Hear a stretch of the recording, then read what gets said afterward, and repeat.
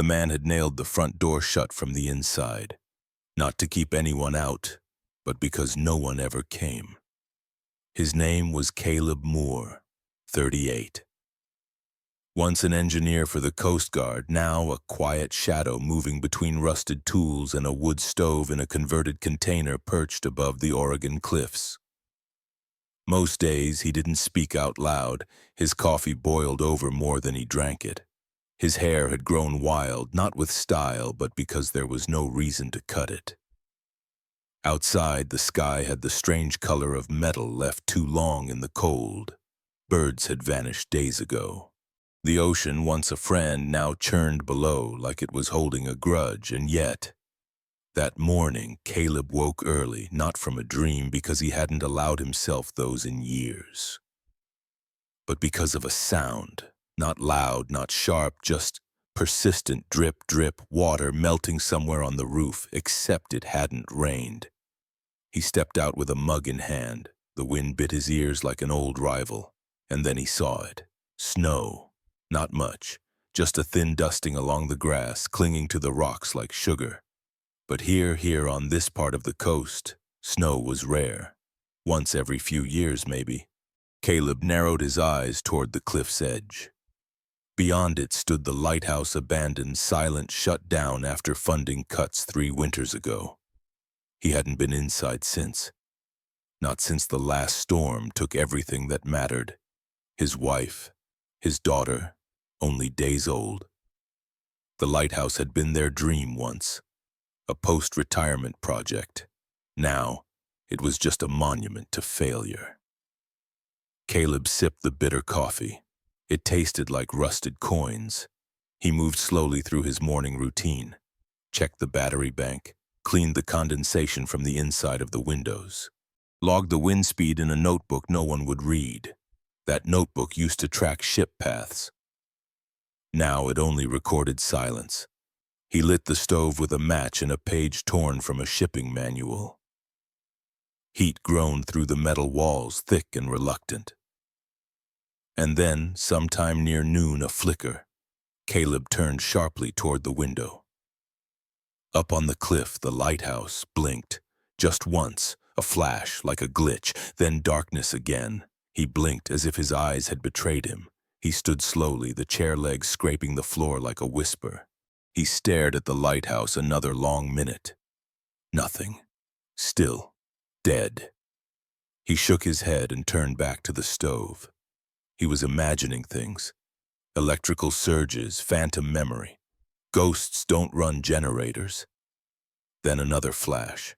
This one lasted longer. Just enough to illuminate the snow falling harder now, dancing around the tower like someone had opened the sky. Caleb dropped the mug. Porcelain cracked against the floor. He didn't bend to pick it up. Instead, he grabbed his coat from the peg, pulled on the old boots by the door ones, still dusted with dirt from the last funeral, and stepped outside. The wind met him full force, laced with salt and something colder. His legs moved before his mind caught up. Up the trail, past the bent signpost that used to say, "Welcome to Cold Watch Point." Each step up the slope felt heavier, like time resisting him. The snow began to fall harder. When he reached the lighthouse base, he hesitated. The padlock on the door was broken. It dangled, rusted through. Someone had been here, recently. He pushed the door open, a groan of hinges, a gust of sea wind, and then silence. He stepped into the cold spiral stairwell, a place he once memorized in laughter.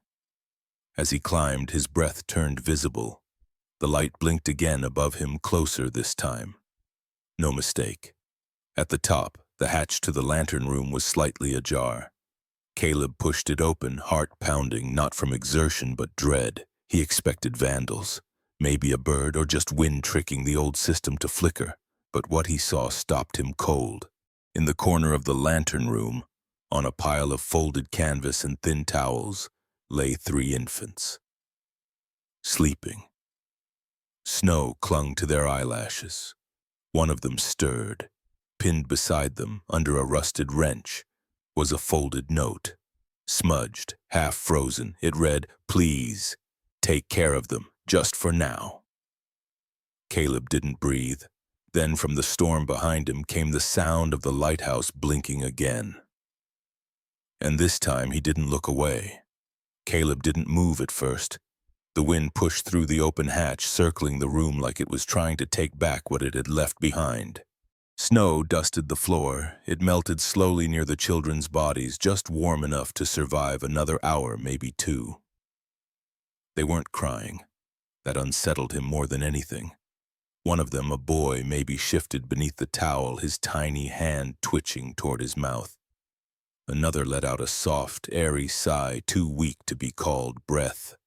The third, a girl with a faint red swirl in her hair, didn't move at all. Caleb stepped closer, his boots crunched on scattered glass and salt. Years ago, he'd told a visiting school group that this room never held anything but light. He hadn't known then what silence really was. He knelt beside the children, his knees cracked, his breath showed in clouds. The smallest infant's skin was blotchy, her lips slightly blue. The towel wrapped around her was damp and thin, barely a rag. He touched her forehead gently with the back of his hand. Cold, too cold. He didn't think. He acted. The coat came off first.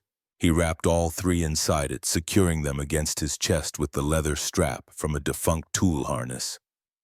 The warmth of their small bodies pulsed through the layers, faint, uneven, but alive. As he stood, something dropped from one of the blankets. A beaded string glass, pale blue. It clinked softly on the floor. He picked it up. A baby bracelet, a keepsake. He didn't know why, but he pocketed it. The light above them flickered again. Caleb looked up. The lens was still cracked. The filament inside was old. There was no power source left. Nothing should be working. And yet, it blinked. Steady, slow, like breath. Caleb didn't have time to wonder. He made his way down the spiral stairs, carefully balancing the coat and the weight of 3 souls no bigger than sacks of flour. His foot slipped once. He gripped the railing, heart pounding, the sound of cloth shifting against cloth beneath his arms. "Not here," he whispered. "Not again." Outside, the wind cut harder. Snow was thick now, falling in wide flakes, the kind that silenced everything. He lowered his head and walked. One step, another, boots sinking into the drift that had already buried the trail. The lighthouse faded behind him, swallowed by white. He didn't dare look back. It took him 20 minutes to reach the container. By then, he couldn't feel his face. He pushed through the door shoulder first, nearly tripping as he crossed the threshold. Inside, the heat from the stove had waned. It would need new fuel soon, but first, he laid the coat bundle on the floor near the fire. One by one, he unwrapped the babies, setting them gently on the wool blanket he'd been using to patch a chair. Their faces were red with cold. One was crying now, barely a whimper. The sound of something not yet giving up. Caleb moved fast. Matches. Kindling. He used pages from his old maritime logbook records no one would ever audit again. The fire caught. He reached for the kettle, filled it with snow from the bin outside the door and placed it over the flame. Then he stripped off his wet shirt and wrapped 2 of the babies in it.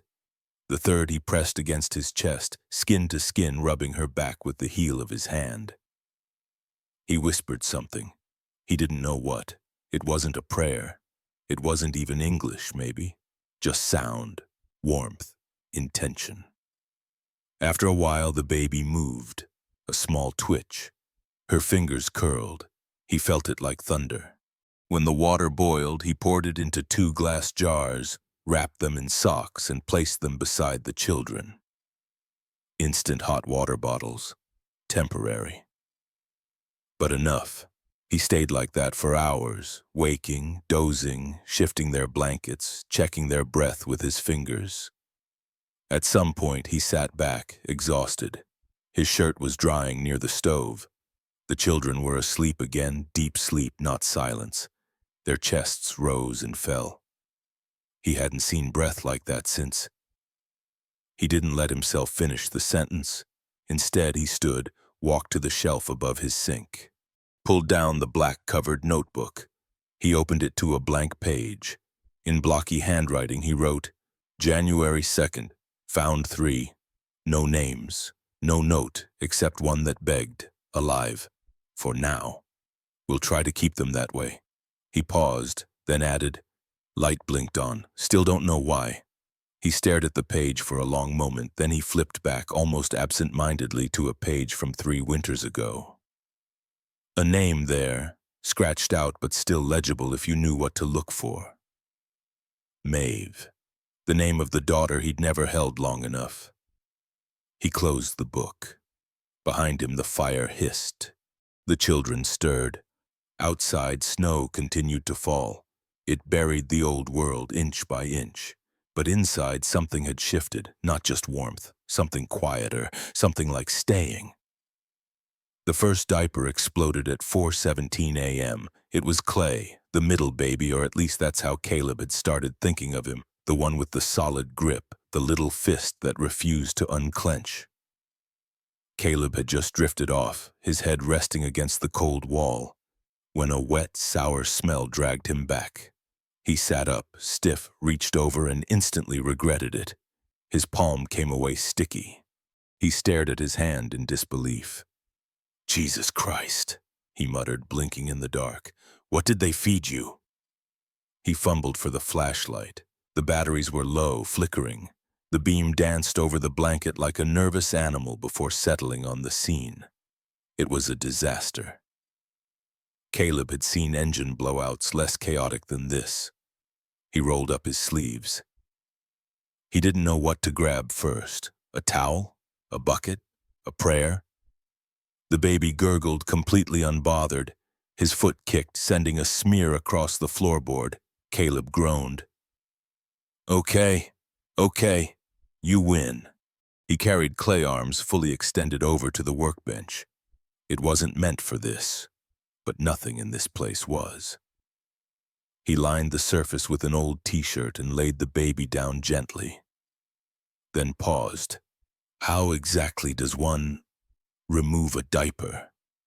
He tried one tab. Too slow. The baby squirmed. The other tab snapped clean off. The entire thing collapsed into a slushy heap that slid to the floor.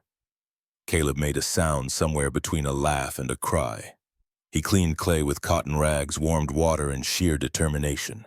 The baby kicked again, this time spraying a perfect arc of pee directly into Caleb's shirt. Fantastic, Caleb whispered. Really? He managed to wrap a fresh towel around Clay like a makeshift diaper. It looked like a burrito. Not a good one, but it would do for now. He sat back, wiping sweat from his brow. His hands shook. Not from fear, just from being human again.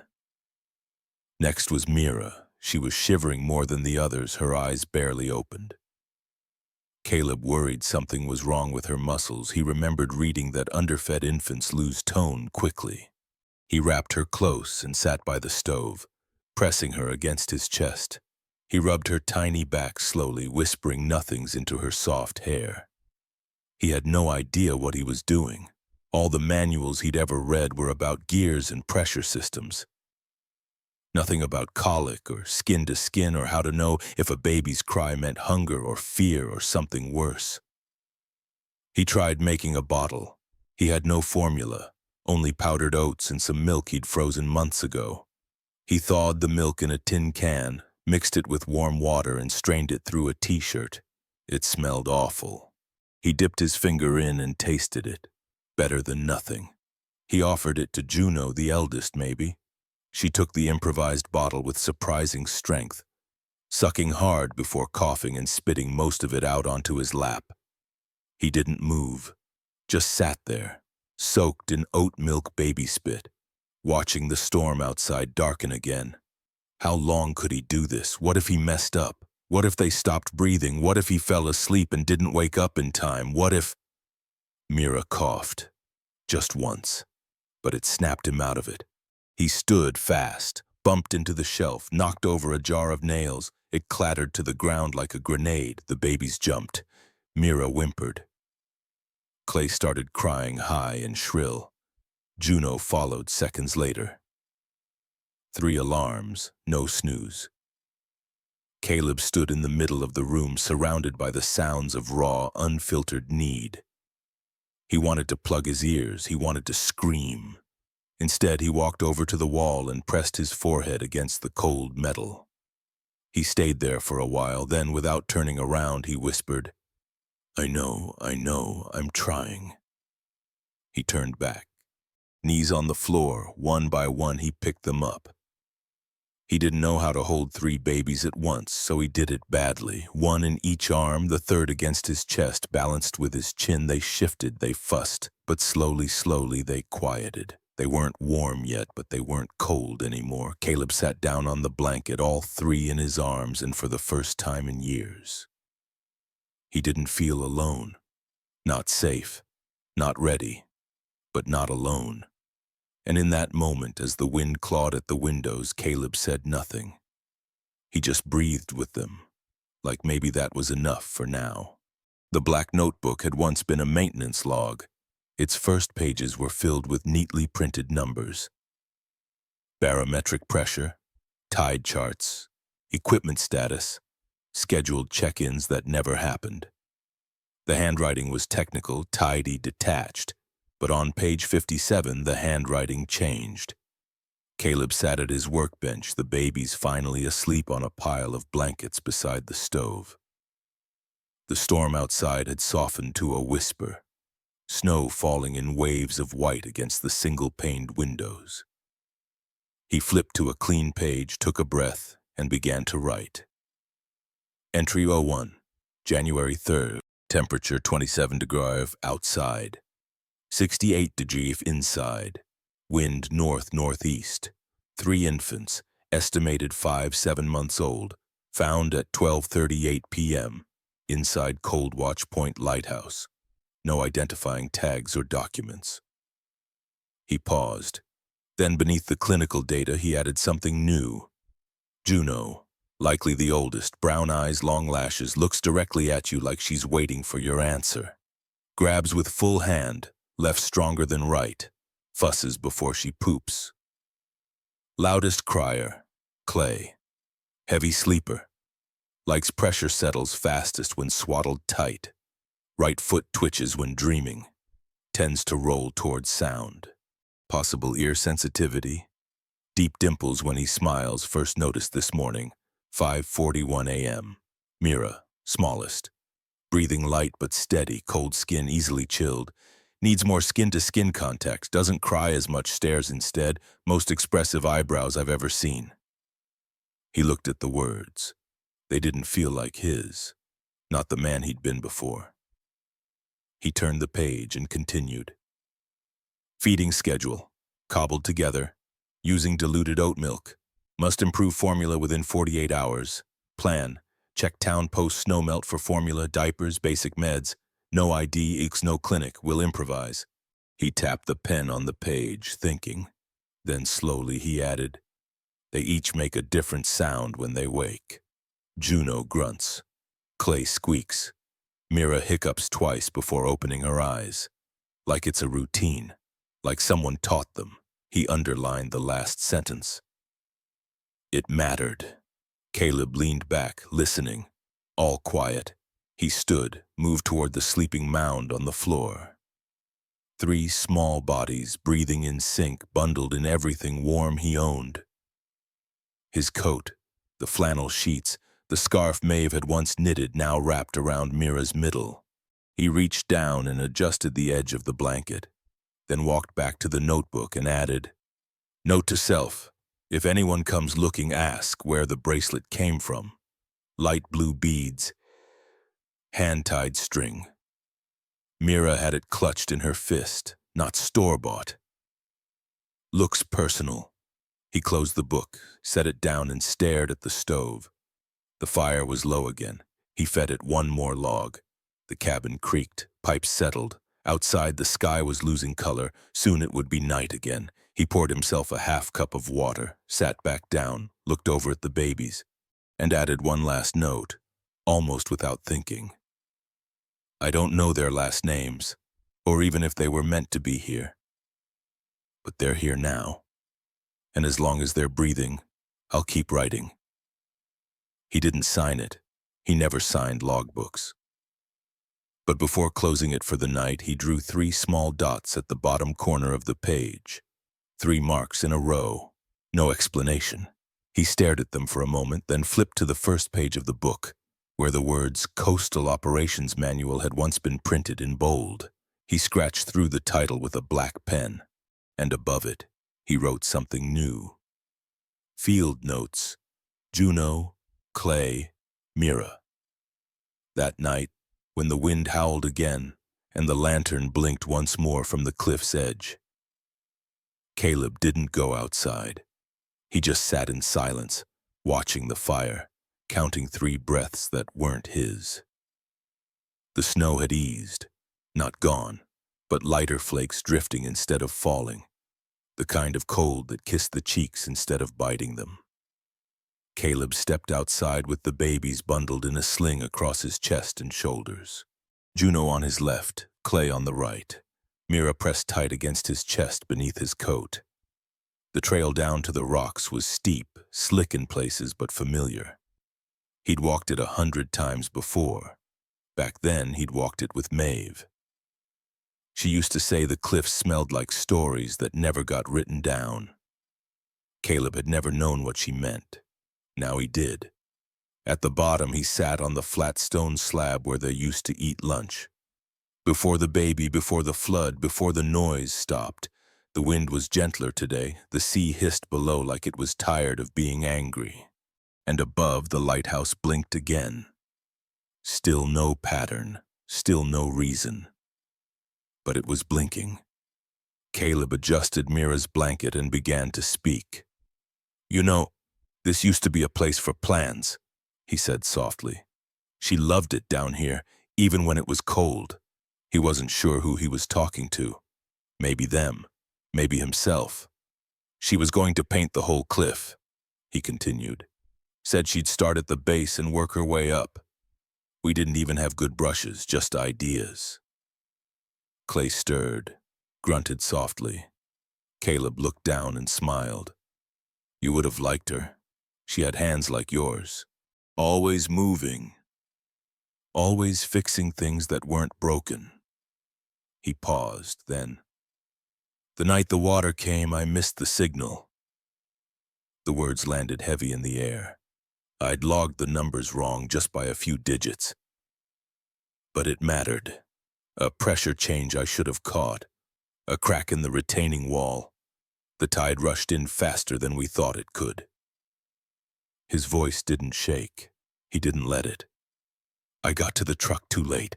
She was in labor. She tried to wait for me. He let that hang there. A gull cried overhead. Snow drifted sideways. Mira pressed her cheek against his heartbeat. They said I did all I could, he added. But I know better. All I did was get there second. He pulled the children closer, arms tight around the bundle. I didn't come back here for 3 years. Figured if the sea wanted something, I should let it have it. The lighthouse blinked again behind him. He didn't turn. But then you showed up. He looked at their faces, their small chins and wrinkled brows. How could grief and life look so alike? I don't know who left you. I don't know why.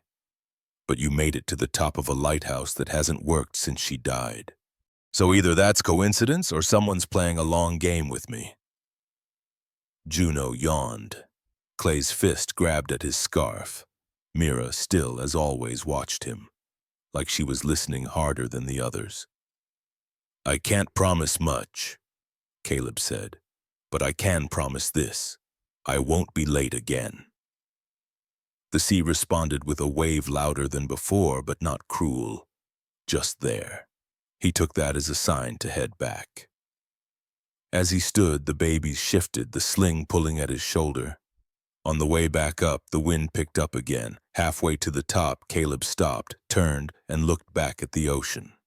For the first time in 3 years, he didn't feel like it was watching him. For the first time, he didn't turn away out of shame. He turned away because someone was waiting on him. 3 someones. The table had 5 chairs.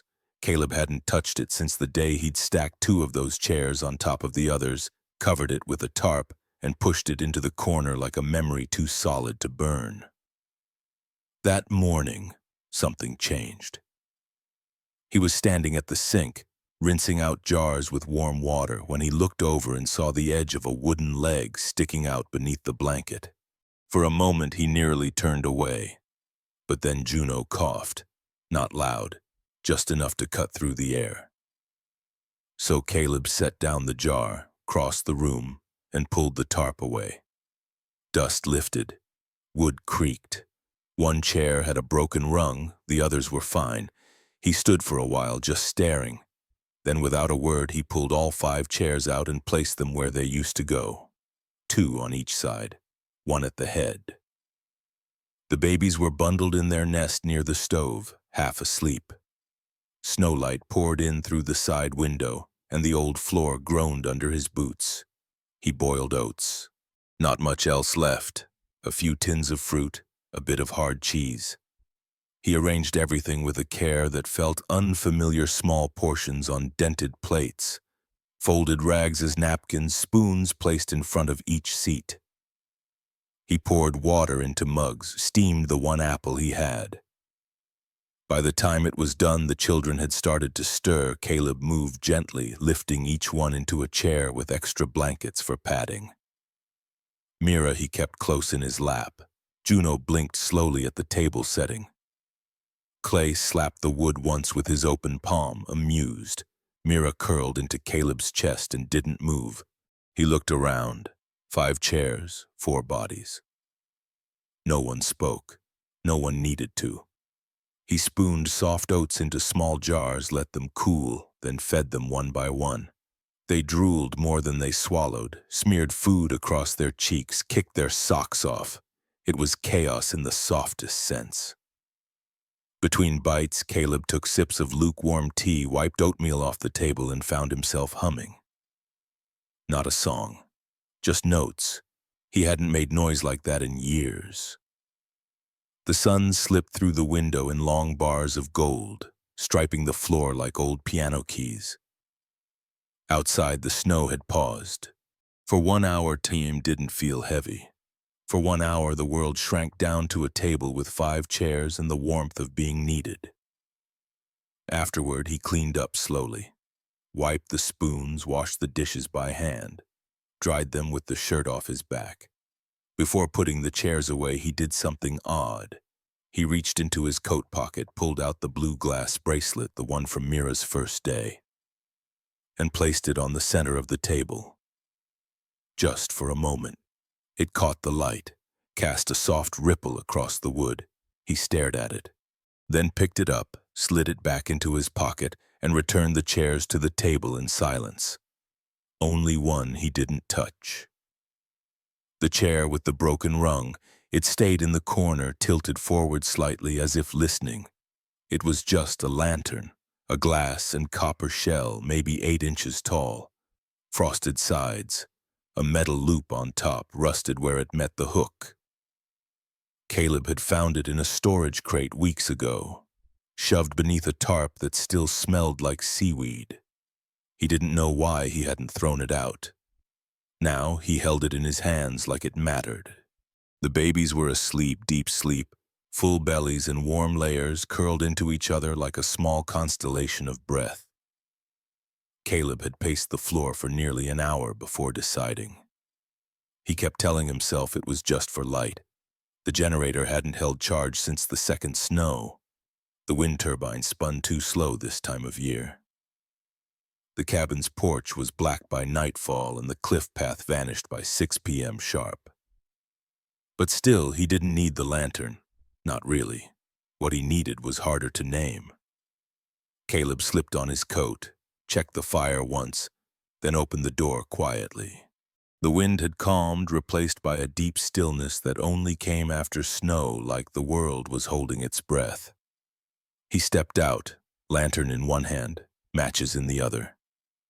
The hike up to the lighthouse was slow, not because of the terrain he knew it blind, but because of the weight, not physical, not from the lantern, from the feeling that he was doing something irreversible. The cliffside was silver with moonlight, no stars tonight, just the smooth, dark sky above and the white hush below. His boots crunched softly. He didn't rush. When he reached the base of the tower, he stopped, looked up. The lens hadn't blinked in 2 days. He wondered if it had only been a glitch after all. Some lingering charge in the wire, a trick of the weather. But that didn't explain the children. That didn't explain the way they had survived. He climbed the stairs slowly, one hand on the rail, the other gripping the lantern like it might try to escape. At the top, he pushed open the hatch and stepped into the lantern room.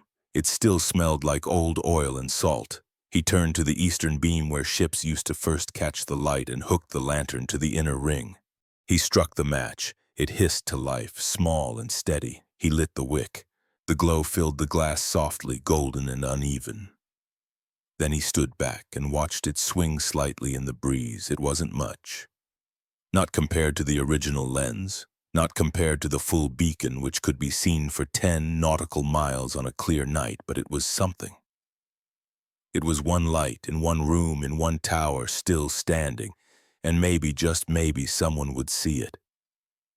A traveler, a ranger, a woman looking for what she left behind, or no one. He didn't know.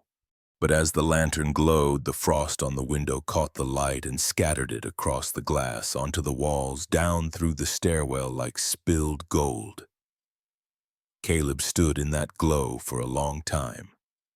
He didn't speak, didn't write anything down, but he remembered something Maeve once said. You don't light a beacon for the ones already home. You light it for the ones still lost. And now, with 3 children sleeping in the room below and a silence too full to be empty, Caleb understood. He wasn't waiting anymore. He was watching, and maybe, just maybe, someone was watching back. The knock came mid-morning, soft, 2 beats, then silence. Caleb froze. He was feeding Clay a lukewarm mix of oat milk and mashed canned pear. Mira was asleep across his lap, and Juno was gnawing on the frayed edge of his flannel sleeve. No one knocked out here, not unless it was official. He gently shifted Mira onto a folded blanket, stood and reached for the small crowbar he kept near the sink. Not out of fear, just habit. When he opened the door, a woman stood on the porch, wrapped in a thick red parka, her boots dusted with snow. She wasn't armed, no clipboard, no badge, but her eyes scanned, fast noticing everything. "Hi," she said, voice calm, measured. "I saw the light. I thought maybe someone was in trouble." Caleb didn't answer. He didn't step aside. She shifted, unzipped her coat halfway. "I'm Eleanor. I run supply runs and check-ins for the Coastside Mobile Health Unit. Normally farther south, but with the snow, I thought I'd try the old route." Still nothing from Caleb. Eleanor looked past him, over his shoulder. Not invasive, just alert. "I haven't seen this place lit since before the closure," she added. "Didn't know anyone was living here." Caleb exhaled slowly. "Wasn't lit until recently." "Right," she said, nodding. "Mind if I come in just for a few minutes? It's bitter out here." He hesitated, then stepped back. She walked in slowly, brushing snow off her gloves. Her gaze moved with quiet training. Not judgment, just inventory. The room was warm but not clean. Bottles lined the shelf, some milked out, others sterilized. The stove glowed faint orange. A folded towel on the floor moved. Eleanor looked down. A small face peeked out, Juno, blinking sleepily, thumb in mouth. Eleanor didn't flinch. She crouched. "Well, hello there." Then came the shift, the kind that happens when someone trained to see sees more than she expected. 3 children, different sizes. No high chair, no crib, no visible mother. She stood slowly. Caleb's hand tightened slightly on the back of the chair. "You live alone?" she asked. He nodded once. "And them?" "They're here now," Caleb said. "That's what matters." Eleanor didn't argue. She moved toward the stove, warming her fingers, then took out a small flashlight from her coat.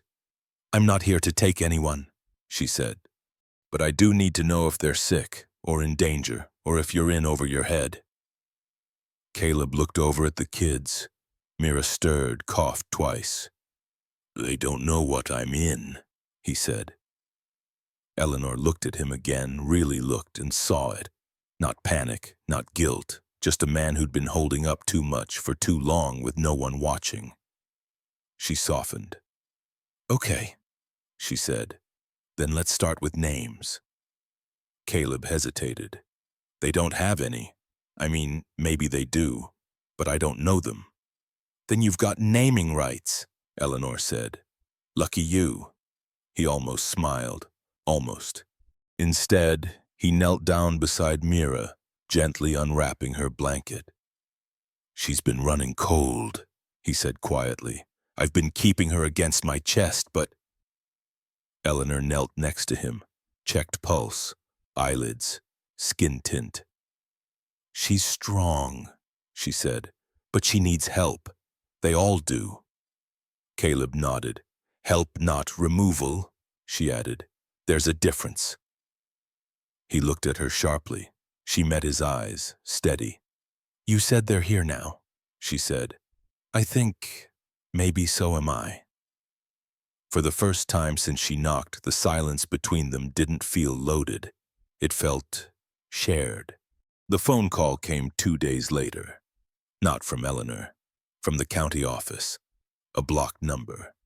Caleb almost didn't pick up. His instinct was to let the world keep talking to itself. But the babies were asleep, and he was too tired to pretend anymore. He answered. A clipped voice introduced herself as Deputy Field Coordinator Janet Cole, Child Welfare Division, Region 7. Polite, firm, already halfway down her checklist before he said a word. 3 minors found in your care, unregistered, no birth certificates, no emergency contact, no surrender note on record. Do you understand the seriousness of the situation, Mr. Moore? He looked at Mira, curled in his lap, her small hand resting against his heartbeat. "I understand they're breathing, and they weren't." A pause. Not long, but enough to tell him she'd heard something she didn't expect. "We're sending an investigator," she continued. "Standard protocol. You'll need to provide any information you have, however limited. Do you have a lawyer?" Caleb didn't answer. Instead, he said, "Give me a week." Silence. "You're not in a position to negotiate," she replied. "I'm not negotiating," he said. "I'm asking 1 week, just 7 days. You can camp on the driveway if you want, watch every move I make. Just let them stay here, with me." Cole exhaled one of those controlled professional sighs.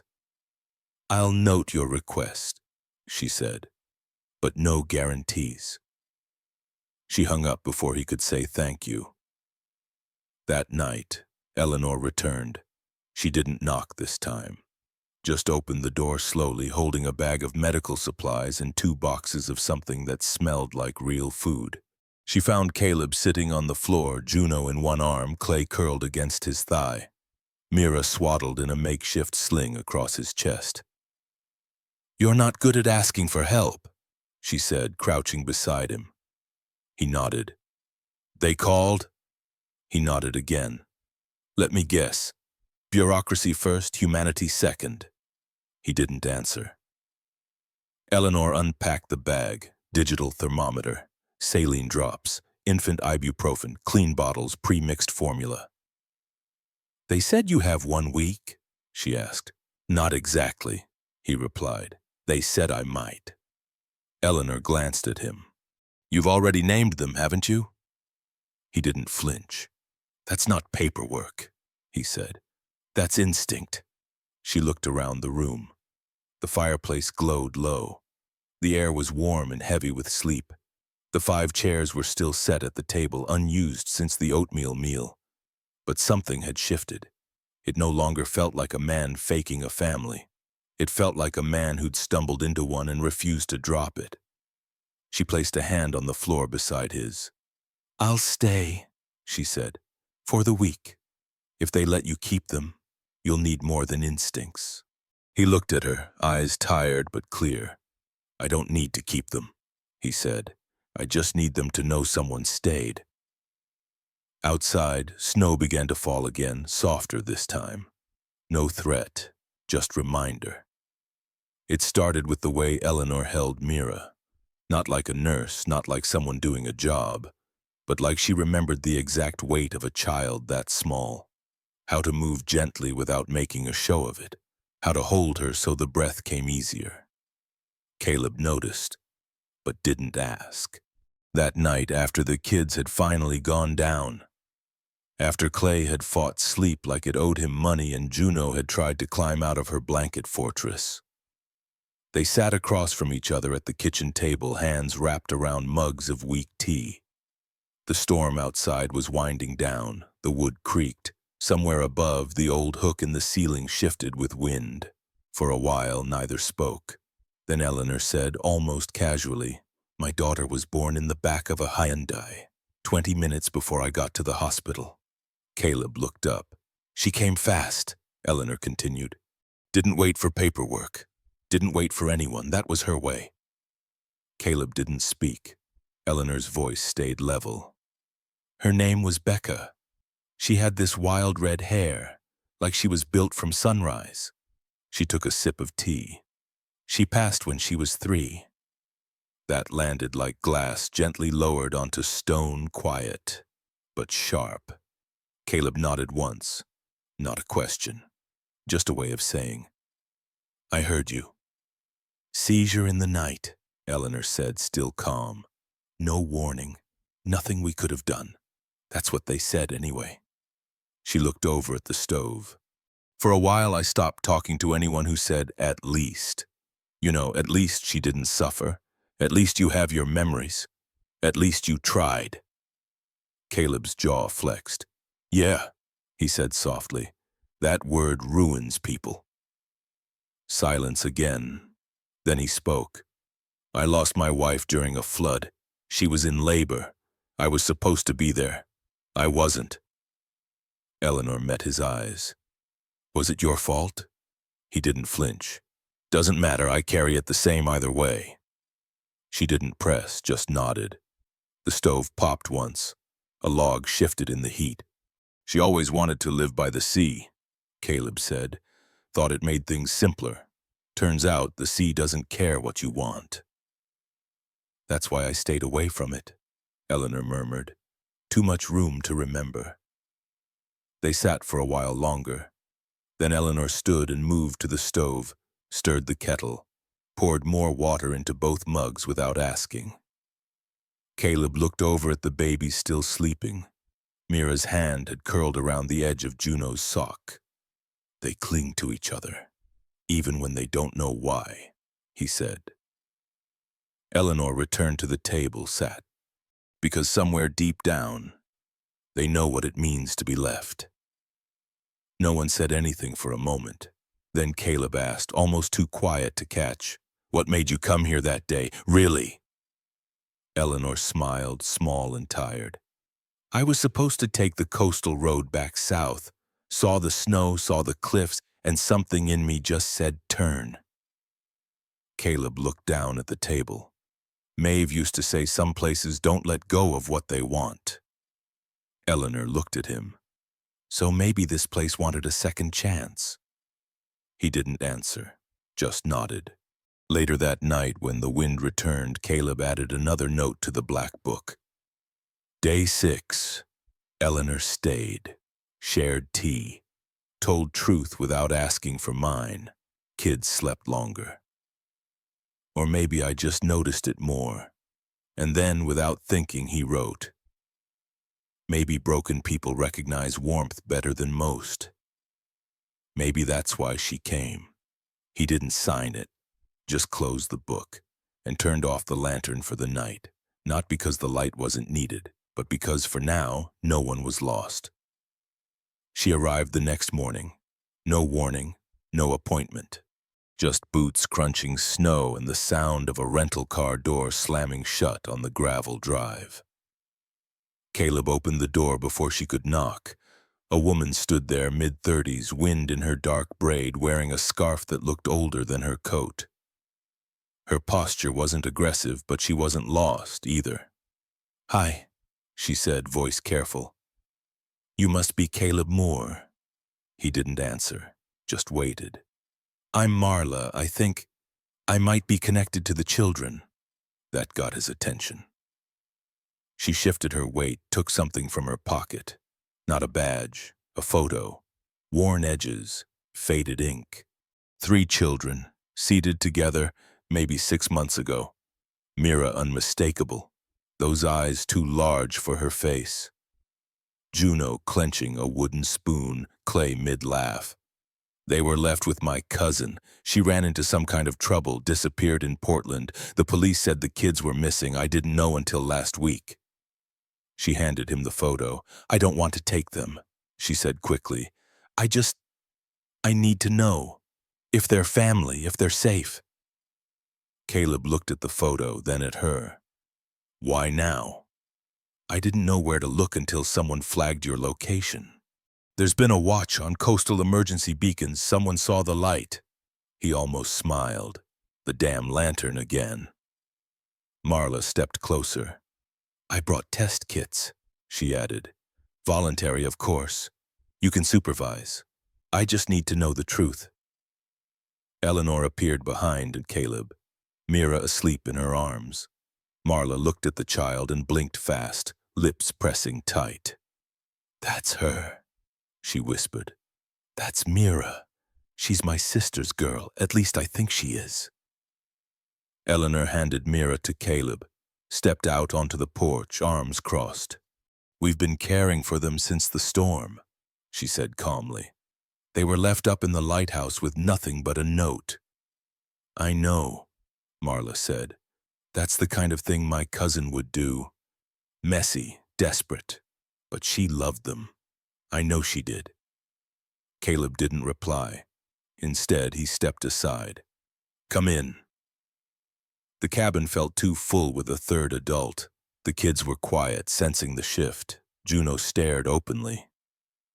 Clay buried his face in Caleb's shoulder.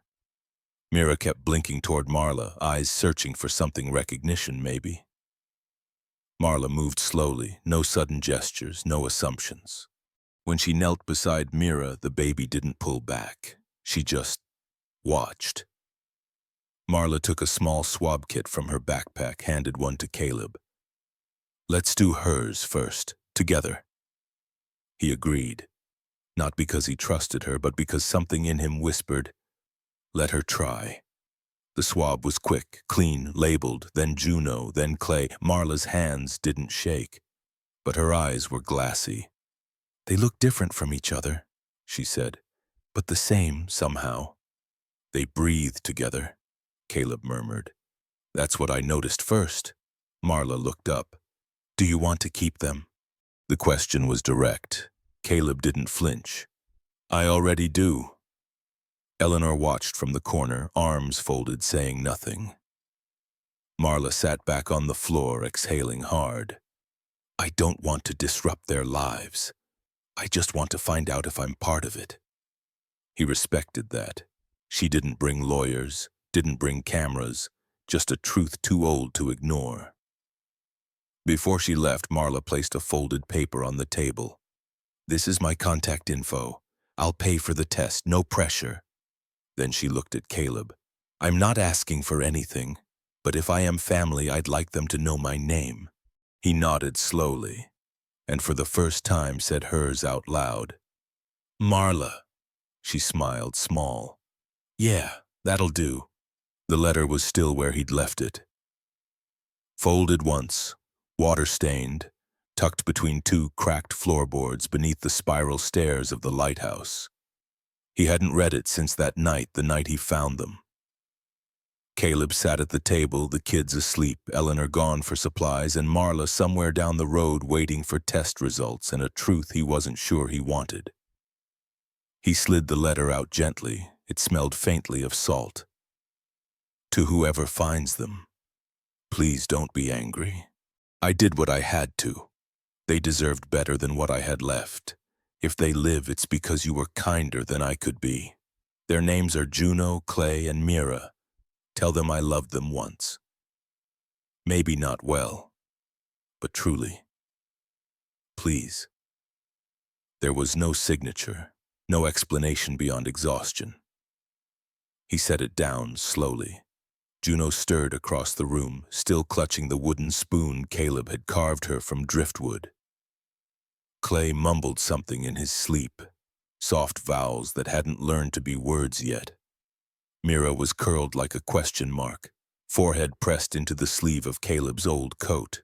He looked at them and tried to imagine what it would feel like if someone came and said, "They're not yours." Not legally, not genetically, not by blood or name or law, just by accident, by rescue, by the light from an old lantern and the sound of 3 quiet breaths in a room too still to stay empty. He rubbed his palms over his face. The skin beneath his eyes felt raw.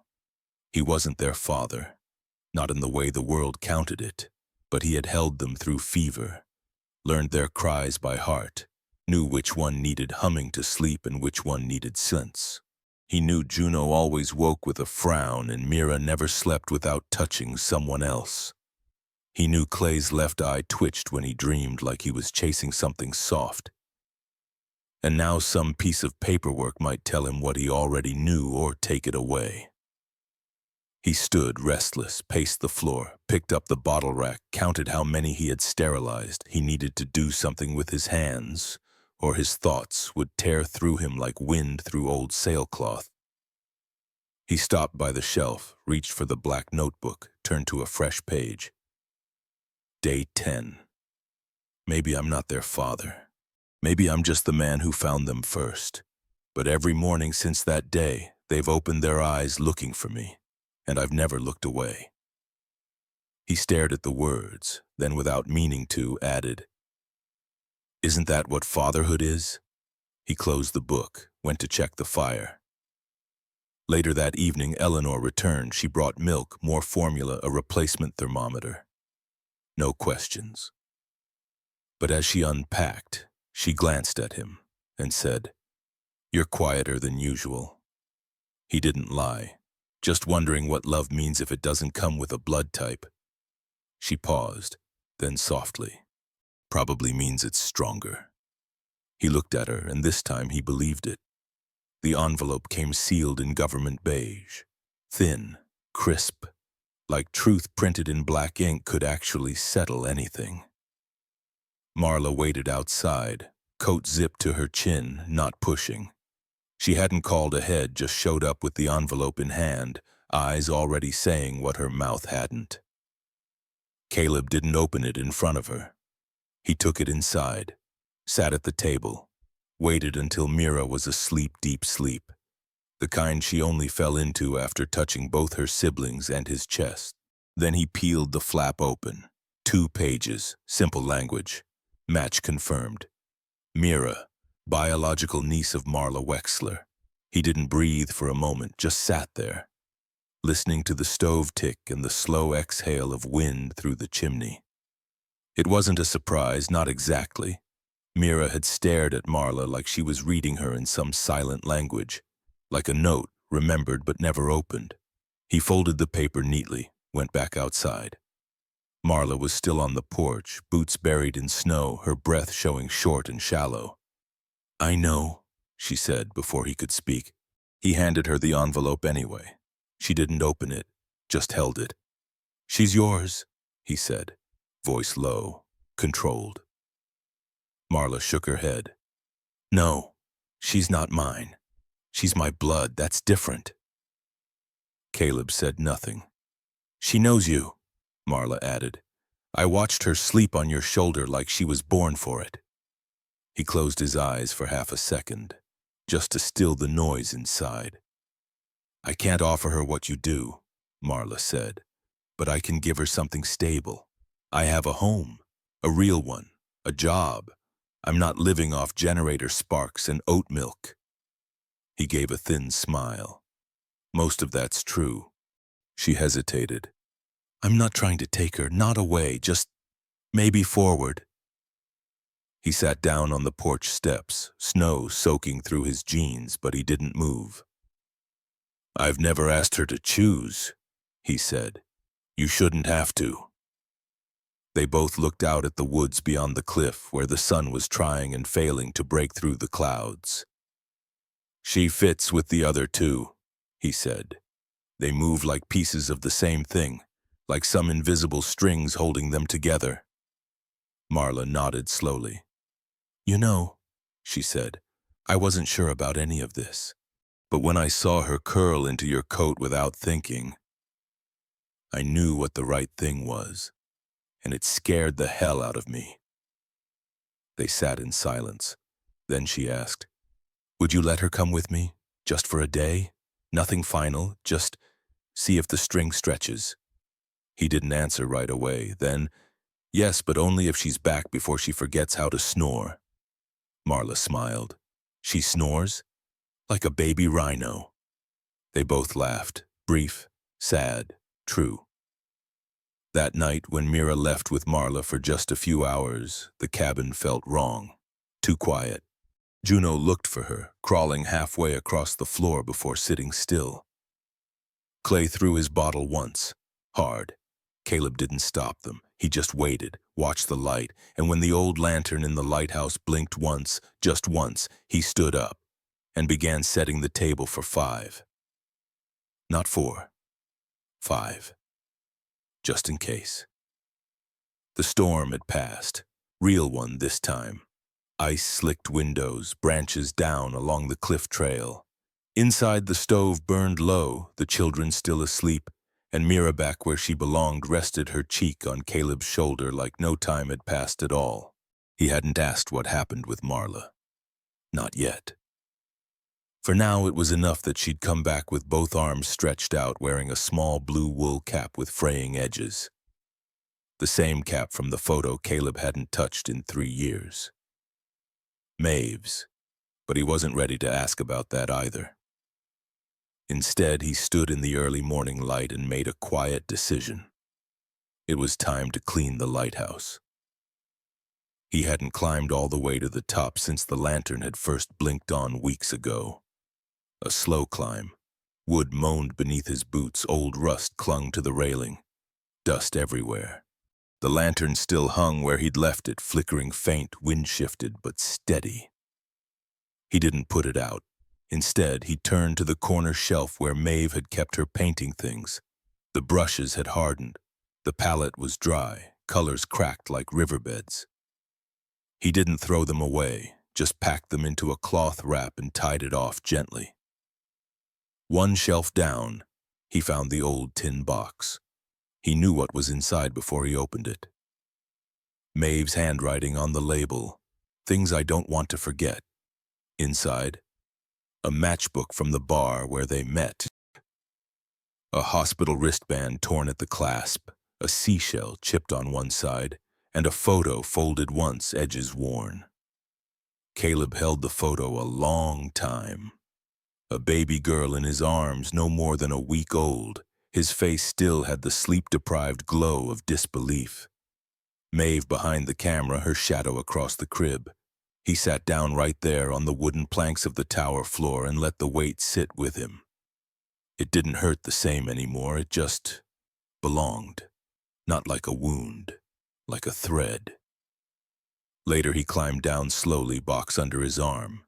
Snow began falling again, soft this time, the kind that didn't demand attention.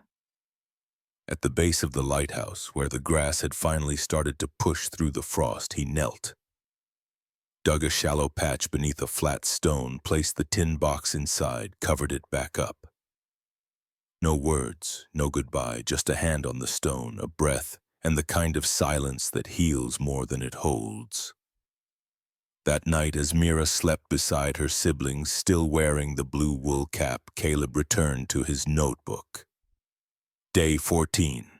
Cleaned the tower, packed away what needed keeping. Let go of the rest. Found the photo, the one I couldn't look at. I looked, didn't fall apart, didn't stop missing her. Both can be true. He paused, then added one more line. Maybe fatherhood isn't what you keep, it's what you carry. He closed the notebook and didn't turn off the lantern. She came just before dusk, no warning this time. No car rumble heard in advance, just the soft knock Caleb now associated with people who didn't come to take, only to offer.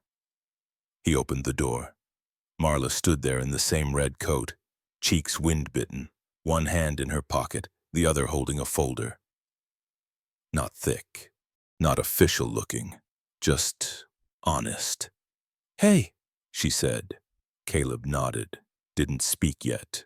"I was on my way back south," she added. "Didn't feel right not stopping." He stepped aside. She entered like she'd been here before, which she had. But now the air didn't hold tension between them, only something unspoken and mutual, like two sides of the same fire. The kids were napping. The table was cleared. The lantern light flickered against the window glass, casting long, quiet shadows. Marla sat down, placed the folder in front of her. "I had a long talk with someone at the county," she said. "Told them what I saw here. Told them about you." Caleb waited. Marla opened the folder, pushed a set of papers across the table. "Temporary guardianship transfer. I filled it out. All it needs is your signature." Caleb blinked once. "You're not keeping her?" "I'm not giving her away either," she said gently. "I'm just doing what her mother couldn't, making sure Mira ends up with someone who already chose her." Caleb didn't move. Marla continued. "I've been thinking about blood, about names, about what kind of love survives storms and formula shortages and no sleep for 10 days straight." She gave a soft breath of something like a laugh. "And it sure as hell looks a lot like what I saw in this house." Caleb looked down at the form, read it once, slowly. "She might want to know you one day," he said. "I hope she does," Marla said, quiet. "And I'll be around if she does. But that doesn't mean I have to take her away to prove I care." The silence between them was different this time. It wasn't hesitant. It was respectful. "I don't know if I'm the right person," Caleb admitted. "Neither do I," Marla replied. "But you're the real one." He finally met her eyes. No contest, no conditions, just choice. He reached for a pen, signed. Later that evening, as snow brushed soft against the windows and Mira tugged sleepily at his shirt collar, Caleb stood alone for a moment at the door, watching Marla's figure disappear down the trail. She didn't look back, but she lifted one hand, and that was enough. He closed the door gently, turned and whispered, "We're staying right here, little one, as long as the light holds." Then he carried her back into the warmth, where the others were waiting. The cold had settled in again, soft and deep, not punishing, just certain. A kind of silence that blanketed the house and made every sound feel deliberate. Caleb moved slowly up the lighthouse steps, one hand cradling Mira against his chest, the other gripping the rail out of habit, not fear. Her breath was warm against his sweater, small and steady like a second heartbeat beside his own. Outside, the sky hung low and blue-gray. The snow had paused. The sea was quiet. They reached the top. The lantern sat cold in its bracket, the wick trimmed, glass clean from last week's wipe. He hadn't lit it in 3 nights. Not because he forgot, because he wasn't sure he needed to anymore. But something about this evening felt like it asked for light. He set Mira down gently on a folded blanket just beneath the window. She didn't cry. She just sat, small legs tucked in, watching him. Not wide-eyed, not confused, just watching. He struck the match. The sound was soft but final, like a door closing far off in a memory. The flame bloomed quickly. He touched it to the wick, and the lantern responded, not dramatic, just alive again. A golden breath in the dark tower. For a moment, Caleb didn't move, just watched the glow build and settle. It wasn't much, but it was warm. It was steady. It said, "Someone is here." Behind him, Mira giggled once. He turned. She wasn't laughing, just smiling small, half curious. But the kind of smile a child gives when something deep inside her recognizes that she's safe, that someone showed up again. Her eyes found his, and held. He knelt beside her. "You like the light?" he asked, voice low, nearly a whisper. She reached out slow, deliberate, and touched his nose with one small finger.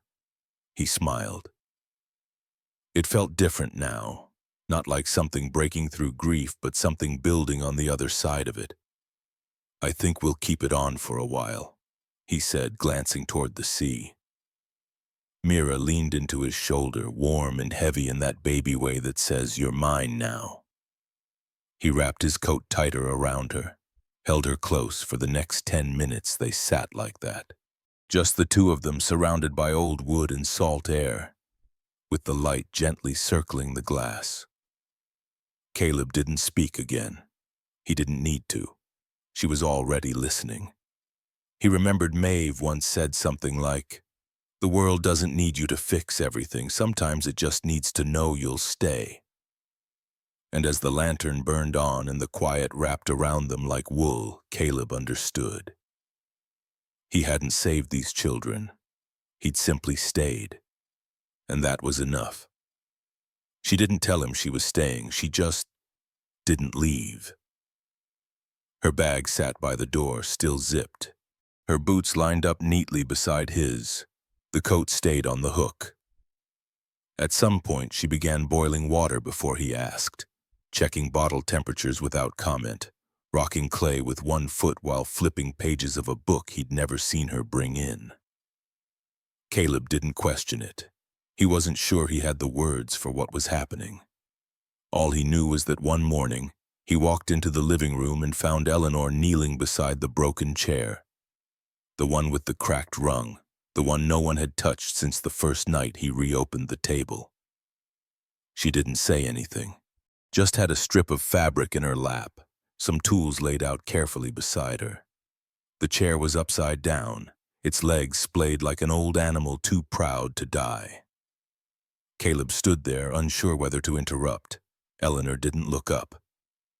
"This break," she said, voice quiet. "It wasn't from weight. It was old. Dry wood, pressure in the wrong spot." He nodded slowly. She ran her thumb along the fracture. "But it's fixable." He took a step closer. "Didn't think anyone would sit there again," he said. She gave the smallest shrug. "Doesn't mean it shouldn't be ready." He looked down at her hands, how steady they were. How gently she held the damage, like it deserved respect. They didn't talk much that day, just worked around each other, quiet as the snow outside. Mira napped twice. Juno clung to Eleanor's leg and refused to let go for a full hour. Clay discovered the sound a wooden spoon made when dragged across every surface in the house. Caleb watched all of it, absorbing instead of reacting. At dusk, Eleanor set the chair back on its feet. The patch wasn't perfect, the color didn't match, but it held. She sat in it for the first time. It didn't creak. He looked at her. "That seat used to be Maeve's," he said. Eleanor didn't flinch. She just nodded, then stood up, motioned toward the table. "Dinner?" He didn't answer right away. Then, quietly, "Yeah, let's eat." They laid out what little they had. 2 cans of lentils, a piece of bread torn into thirds, boiled carrots mashed into something the kids could handle. 5 chairs, 3 children, Two adults who had once built lives around different kinds of grief, now slowly placing those lives side by side like planks on the same floor. They didn't toast, didn't talk much. But halfway through the meal, Caleb glanced at the chair across from him, the one Eleanor had fixed, and for the first time in years it didn't look broken anymore. It looked ready. It started with a drone, barely a sound, just a faint hum above the tree line near the cliffs. Eleanor noticed it first, narrowing her eyes as it hovered, paused, then drifted back out toward the road. 2 days later, a van pulled up. The logo was small but familiar. Channel 9 Coastal News. Caleb stepped out onto the porch before they knocked, Mira on his hip, Juno clinging to the side of his coat, Clay somewhere behind him with a spoon in each hand. Like a soldier on patrol, the reporter was young, nervous, holding a notepad and a mic like they might both bite her. "Mr. Moore?" she asked, shifting her weight. "I'm, Sharon Price with Channel 9. We've been following reports about the children, the lighthouse, and, well, your story." Caleb didn't blink. She tried again. "We're not here to disrupt anything, just to understand it. Your act of rescue has really touched people." He looked down at Mira, who was chewing one of the buttons on his jacket. Sharon continued. "We've had calls from foster advocates, marine rescue teams, even an old Coast Guard vet who said, quote, 'That man's lantern saved more than one soul out there.'" Caleb raised an eyebrow. "Didn't know it reached that far." "Well," she smiled, "apparently it does." Silence settled between them. The camera guy didn't even raise his lens yet. He seemed to sense something about the place-like noise didn't work here. Caleb shifted Mira to his other arm. She didn't fuss. She never did when he held her like that, centered, close. "Would you be willing to share your story?" Sharon asked. "Just a few minutes. Even off camera if you'd rather." He nodded slowly, but not toward the camera, just toward the land around them. "Not much of a story," he said. "They were alone. Now they're not." She blinked. "That's it?" He looked her in the eyes, steady and calm. "That's enough."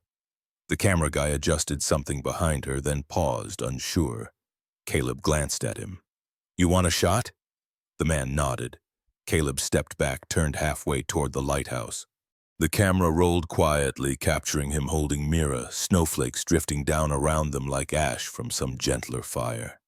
No performance, no speech, just a man and a child, standing beneath a light he never intended to turn into a symbol. Sharon tucked her notepad away. "Thank you," she said sincerely. "Really."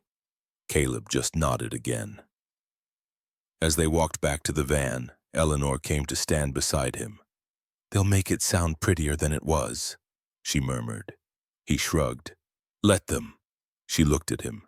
"You okay with all this?"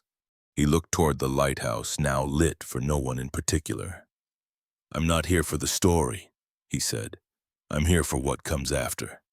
Then he turned, carried Mira inside, and closed the door before the van even disappeared down the hill. The outage hit just after sunset.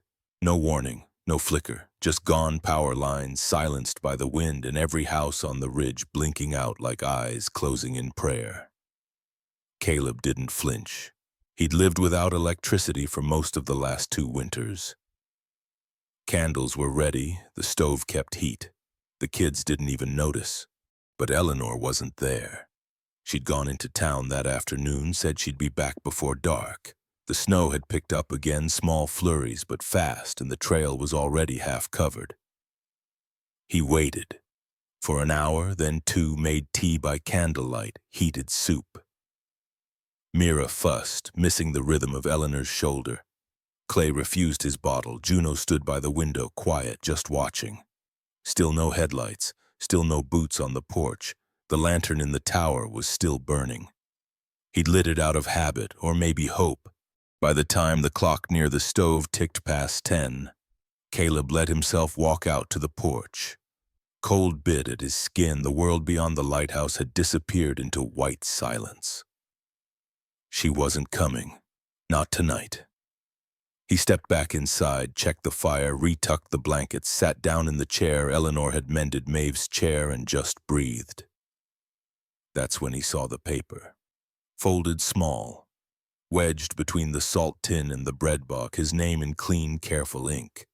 He opened it slowly. If there's still a chair at the table, I'll sit in it, but only if you set it out first. E. Caleb read it twice, then once more. It wasn't dramatic, not a confession, just a question wrapped in trust. Would he make room? Not because she needed saving, but because she chose to stay if he let her. He looked at the table. 5 chairs, 3 always full. 1 for him, 1 mended. He rose. Pulled the 6th chair from the corner, the one they never used, dusty, unstable, but whole. He placed it beside the others, pushed it in with care, then turned out the kitchen light, stood in the quiet, and looked again toward the door. Outside, the wind slowed, and though she didn't return that night, he left the chair there, ready. Because she hadn't asked to be needed, she'd asked to belong. And that, finally, was something he knew how to answer. 3 years later, the snow came earlier than expected. Light at first, then thicker. It clung to boots and scarf ends and the curls of Clay's hair as he tumbled down the slope behind the lighthouse, laughing so hard he snorted. Juno, now 5 and commanding, marched ahead with a stick in one hand and a plastic colander as her helmet, barking orders to no one in particular.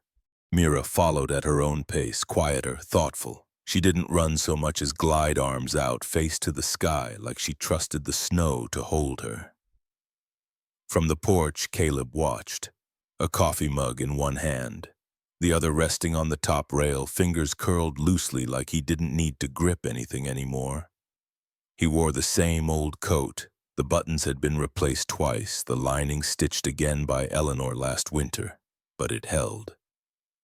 The lighthouse behind him had been rewired the spring before solar now. Official, registered with the coast again. But he still kept the old lantern inside the lens room, just in case.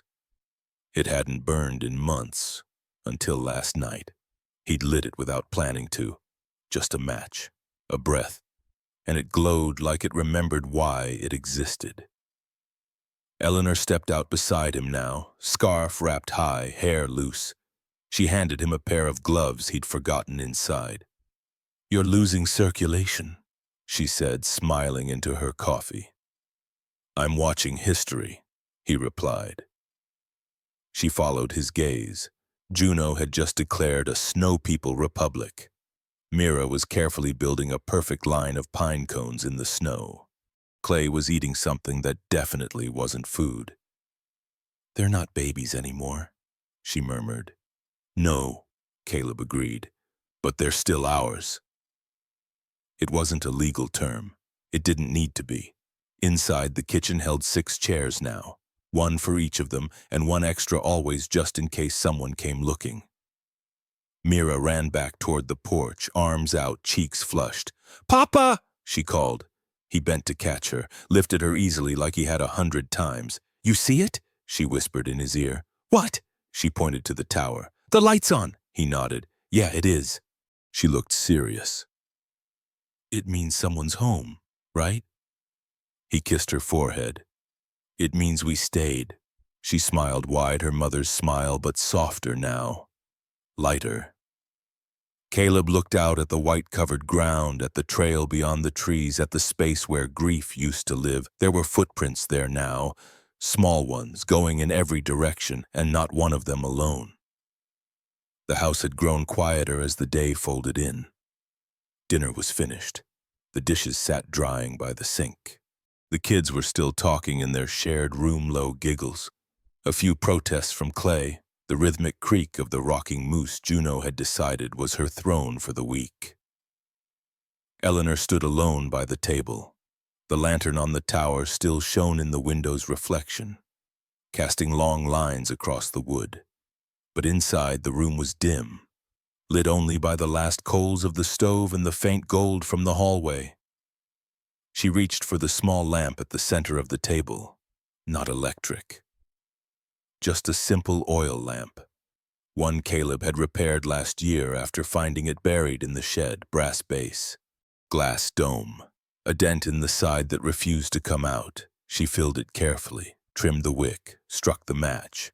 The flame caught, small, then steady. Eleanor cupped her hand around it for a moment, as if greeting it. Then she sat, not to eat, not to speak, just to be there. Caleb joined her a minute later. No words. He brought 2 mugs of warm cider, placed one in front of her, and sat across. They didn't toast. They didn't have to. The lamp glowed quietly between them. "It's small," he said after a while, voice low. "But it shows up," she answered. He nodded. She reached into the drawer beside the bench and pulled out a small folded card. Written in Mira's shaky hand. "This is the light for people coming home, even if they don't know where home is yet." Caleb smiled. Juno had called it the waiting light. Clay called it the soup lamp, which made no sense, but they kept it anyway. But Eleanor had once called it a promise you make without needing an answer. They left it on every night now, not because someone was lost, but because someone might be looking. They sat there a while longer. The flame flickering gently, casting soft shadows across the table, touching each chair with a little warmth. No one said anything else, and that finally was enough. Because love didn't always need to knock. Sometimes it just needed to see the light still burning, still waiting, still home. The kitchen smelled like cinnamon and wood smoke. It was a Tuesday, or maybe Thursday. Out here it didn't matter much, just another good day, the kind that started slow and stayed kind. The snow outside had melted back to a thin crust, light catching in the corners of the yard where boots had flattened it. Juno's drawings still covered the back window frosted hearts, suns with too many rays and a scribbled figure labeled, "Us." Caleb sat at the table, 5 chairs, all full. Mira sat to his left, carefully stacking sugar packets into little towers. Juno to his right, spooning applesauce like she was doing brain surgery. Clay was in Eleanor's lap, half asleep, his curls damp from a too warm hat he refused to take off. And Eleanor still in her sweater, cheeks flushed from the fire, looked across the table with that same quiet ease she always had. She didn't need to say anything. He didn't either. In front of him sat the black notebook. Frayed edges, dog-eared corners, stains from things he couldn't remember spilling. He ran his fingers along the cover, the same way you touch an old railing before stepping down the stairs one last time. He flipped to the last page, wrote, "Day unknown, full table. The chair's been fixed, the light's still burning, and for once I didn't check the door twice tonight. They're here, I stayed, that's the whole story." He tapped the pen once, then closed the book. Mira looked up. "Is it finished?" He smiled at her. "No, just full." She didn't ask what that meant, but she nodded like she understood anyway. He reached across the table and pushed a loose strand of hair behind Juno's ear. She batted his hand away without looking up, still hers through and through. Eleanor leaned in, whispered, "You're thinking again." Bad habit. Useful one. He looked around. This wasn't where he thought he'd end up, not in a lighthouse cabin.